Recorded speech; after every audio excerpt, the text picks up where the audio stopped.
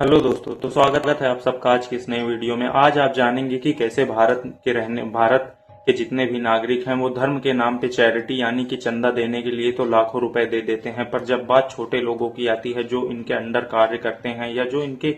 घर में रहकर, एक हिसाब से आप मान लीजिए कि हाउस हेल्प या मेड का कार्य करती हैं, ये जो पढ़े लिखे एलीट लोग होते हैं जो बड़ी बड़ी बिल्डिंग में रहते हैं, लग्जरी लाइफ जीते हैं, ये उन लोगों के साथ कैसा व्यवहार करते हैं और ये गिग वर्करों के साथ किस प्रकार का बिहेवियर इनका रहता है और कैसे ये होम गार्ड तक को भी नहीं छोड़ते हैं एक्सप्लॉइट करने के मामले में, और कैसे भारत सबसे ज्यादा एक्सप्लॉइट करने वाला देश बन गया है अपने से छोटे व्यक्ति या अपने से छोटे लोगों के ऊपर, जो उनके घरों में सिर्फ मेड का कार्य करते हैं, होम गार्ड यानी सिक्योरिटी गार्ड का कार्य करते हैं, या जो उनके किसी भी प्रकार के सामान को लाने पहुंचाने का कार्य करते हैं, ये उन जैसे लोगों के साथ किस प्रकार का व्यवहार करते हैं। आज आप इन्हीं सब चीजों को जानेंगे और कैसे ये लोग धर्म के नाम पे लाखों रुपए का चंदा दे सकते हैं, पर अगर बात किसी गरीब की मदद करने की आए तो ये 1 रुपए शायद डोनेट न करें, न उसकी किसी भी प्रकार से मदद करते हैं। आइए शुरू करते हैं।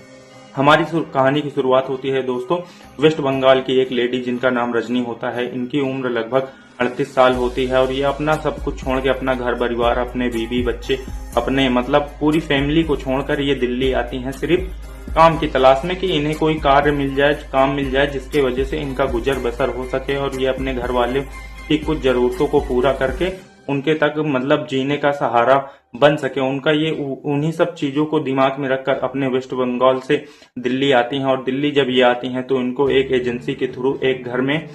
मतलब मेड का कार्य मिल जाता है, मतलब कि एक प्रकार से आप कह लीजिए कि नौकरानी का कार्य मिल जाता है, जिनका कार्य होता है घर में खाना पीना बनाना और उनके लड़के बच्चों को ध्यान देना और उनके घर में जितने छोटे या बूढ़े सदस्य हैं उनकी सेवा करना। तो इस प्रकार से एक एजेंसी के थ्रू इनको ये ड्यूटी मिल जाती है एक घर में, और इनकी सैलरी उतनी समय लगभग 7,000 रुपए होती है, ज्यादा नहीं। और आप सोच ही सकते हैं कि आज के समय में 7,000 रुपए की क्या कीमत हो सकती है या क्या वैल्यू हो सकती है एक परिवार को चलाने के लिए। तो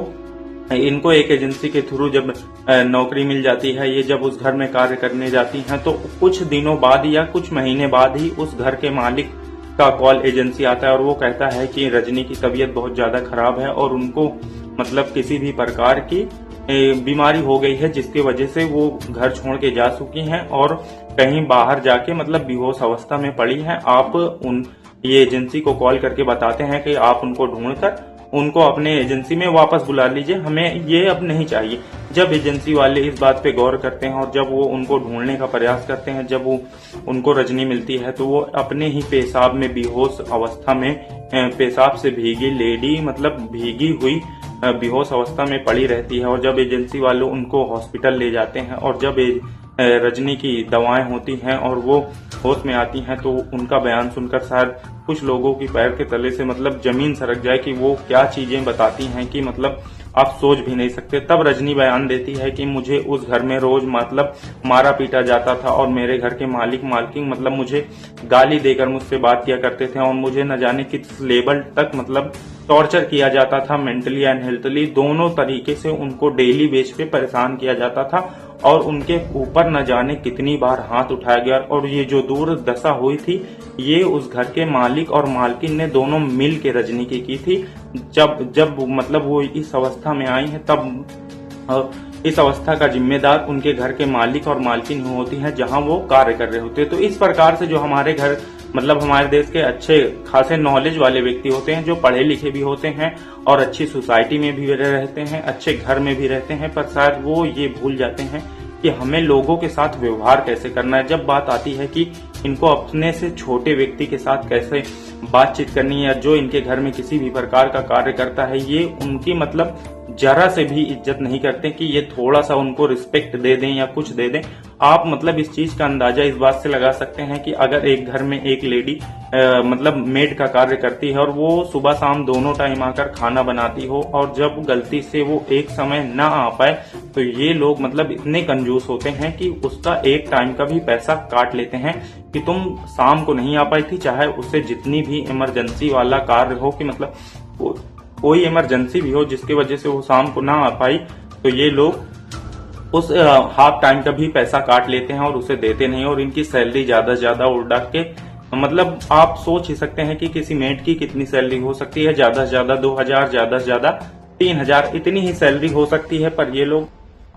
लोग उस पर भी नहीं रुकते हैं और उसकी हाफ टाइम का मतलब बहाना, चाहे उसको जो इमरजेंसी वाला कार्य हो, ये उसका भी पैसा मतलब काट लेते हैं कि तुम शाम को हमारे घर पे कार्य करने नहीं आई थी। इस प्रकार से ये लोग मतलब इन गिग वर्कर्स के साथ इस प्रकार का व्यवहार करते हैं, जिनकी सैलरी बहुत उड़ डाक के होती है, 1000 या 3000, इसके अंदर ही इनकी सैलरी पाई जाती है। अब थोड़ा सा बात कर लेते हैं सिक्योरिटी गार्ड की। आपने सोशल मीडिया पे न जाने कितनी वीडियो देखा होगा, जो कि बड़े मतलब कुछ नॉलेज वाले व्यक्ति होते हैं और पढ़े लिखे और अच्छी अच्छी गाड़ियां से चलते हैं, अच्छे अच्छे बंगलों में रहते हैं, फिर भी ये लोग सिक्योरिटी गार्ड के साथ इतनी मतलब घटिया तरीके से मारपीट करते हैं, उसे मार देते हैं, गाली देते हैं, उसका कॉलर पकड़ लेते हैं। ऐसा मतलब सोच के इनके दिमाग में ये मानसिकता भरी जा चुकी है कि उस व्यक्ति की कोई इज्जत ही नहीं है जो हमारे गेट के बाहर खड़ा होकर 12 घंटे की ड्यूटी करता है। उसकी कोई वैल्यू ही नहीं है, ना उसका कोई आत्मसम्मान है। ये लोग जब चाहते हैं तब उसके ऊपर हाथ उठा देते हैं, जब चाहते हैं तब उसे मार पीट देते हैं, जब होता है तब उसको गाली दे देते हैं। पर मतलब फिर भी वो बंदा रोज इनके घर पे आके 12 घंटे की ड्यूटी करता है, पर इनको जरा सा भी तमीज नहीं होती है। जो इस प्रकार के एलीट लोग होते हैं या जो अच्छी सोसाइटियों में रहते हैं और जो बड़े बड़े फ्लैट्स में रहते हैं, इनको जरा से भी बुद्धि नहीं होती कि एक इंसान के साथ किस प्रकार का व्यवहार किया जाना चाहिए। वो भी एक व्यक्ति है, उसका भी मान सम्मान है, उसे इस प्रकार से टॉर्चर या हरेसमेंट उसके साथ नहीं करा जाना चाहिए। वो भले ही तुम्हारे दरवाजे पे 7-8 हजार रुपए की सैलरी पे आके 12 घंटे कार्य करता हो या 12 घंटे खड़ा रहे। कई जगहों पे तो आपने देखा होगा कि सिक्योरिटी गार्ड को न किसी प्रकार की छत दी जाती है, न इसे किसी प्रकार की चेयर तक ऑफर नहीं की जाती कि ये सारा दिन बैठे, ना सिर्फ खड़ा रहे, खड़े होके अपनी ड्यूटी करे। और जब ये लोग को मतलब इनको तो कोई गवर्नमेंट छुट्टी भी नहीं मिलती कि चाहे संडे हो चाहे मंडे हो, इनको एक महीने में पूरे महीने मतलब आना है तो आना है। ना इन्हें कोई आरपीएफ मिलता है, ना